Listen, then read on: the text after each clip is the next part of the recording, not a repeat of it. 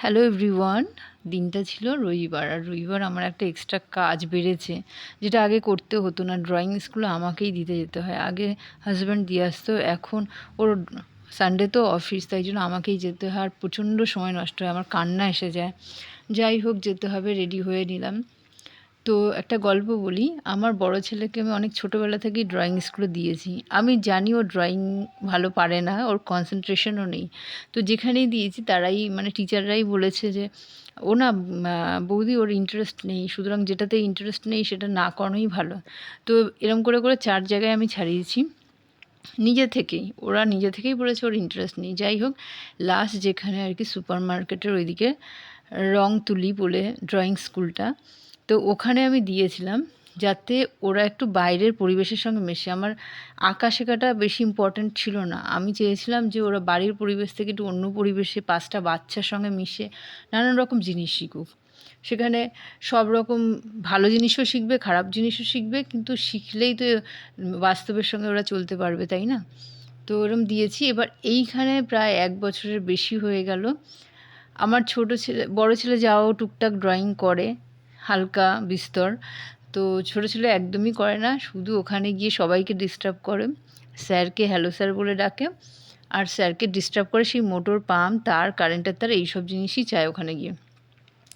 যাই হোক, আমি না প্রায় বলছি যে ওকে, বেশ 6 মাস হলো বলছি আমি ছেড়ে দেবো। ও টিচারদের সঙ্গে কথা বলেছি, বলছি বাবু কয়েক মাস অফ রাখো, আমার একটু প্রবলেম চলছে।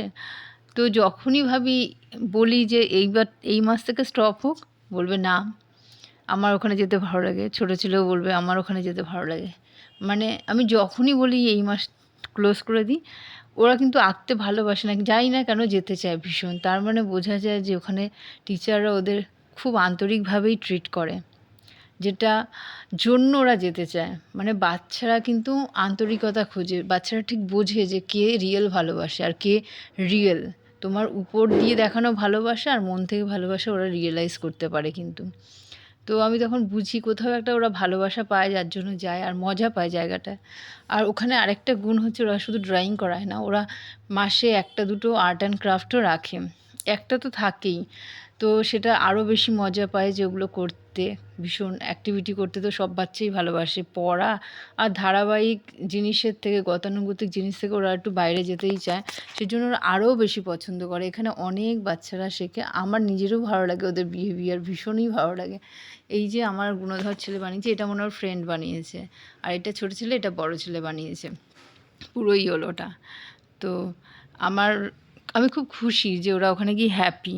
দেখা যাক, চালাই যতদিন পারি, চেষ্টা করে যাই।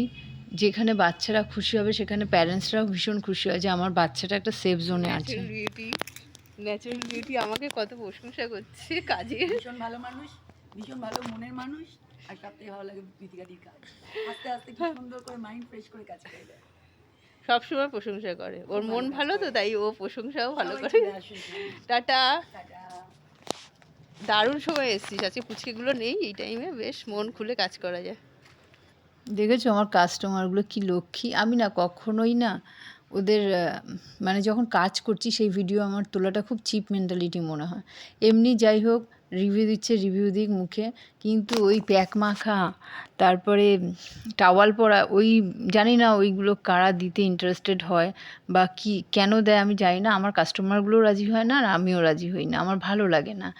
যদি ওদের বলি, যদি ওদের রিভিউ দেওয়ার হয় মুখে বল, লিখিত জানা, হোয়াটসঅ্যাপে জানা, ঠিক আছে, কিন্তু ওটা একটা আমার কাছে খারাপ লাগে। যাই হোক, সর্দি হলেই আমি ছেলেদের জন্য চিকেন স্যুপ বানাই, আর ওদেরও হ্যাবিট হয়ে গেছে বলে বলে যে সর্দি হলেই ওরা জানে যে মা চিকেন স্যুপ করবে, ওর মধ্যে গোলমরিচ দেবে, আর ওটা খেলেই আমি প্রায় অর্ধেক সুস্থ। তো আমি সবাইকেই বলবো, যারা নিউলি মাদার হয়েছো, তারা অনেকটাই জানো না যে বাচ্চাদের গোলমরিচ দিলে সর্দি কাশিটা অনেকটা কম হয়, খাবারের সঙ্গে যদি গোলমরিচ দাও। তো আমি ওদের ছোটোবেলা দিয়ে এটা অভ্যেস করেছি, সর্দি কাশি হলেই স্যুপ বানাই, আর ওরাও জানে যে মা করবেই। আর আমি যখন একটু ব্যস্ত থাকি রান্নাবান্নায়, তখন এই 2 বান্দর এরকম করে, মানে আমি সাউন্ডটা অফ করেছি, নাহলে কানে তালা পড়ে যাবে, এত চিৎকার চেঁচামেচি হয়।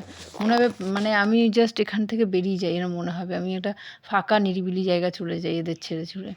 এতটা বেশি চিৎকার করে, ওর বাবা যখন থাকে তো পাগল হয়ে যায়। আমি বলি, "তুমি এখনই চিৎকার করছো? আমি সারাদিন ওদের নিয়ে থাকি। তুমি 10 মিনিটও সহ্য করতে পারছো না এই আওয়াজ। তাহলে আমি কিভাবে আছি? আমি মানুষ আছি না পশু হয়ে গেছি একবার ভাবো।" ওদের চিৎকার, তোমার চিৎকার, পুরো ফ্যামিলির চিৎকার, ফ্যামিলির অর্ডার সব একা করছি। নিজের কাজ তোমরা নিজেরা করতে পারছো না, সেখানে একটা মানুষ সবার কাজ করছে। তাহলে তার জায়গাটা একবার বোঝো।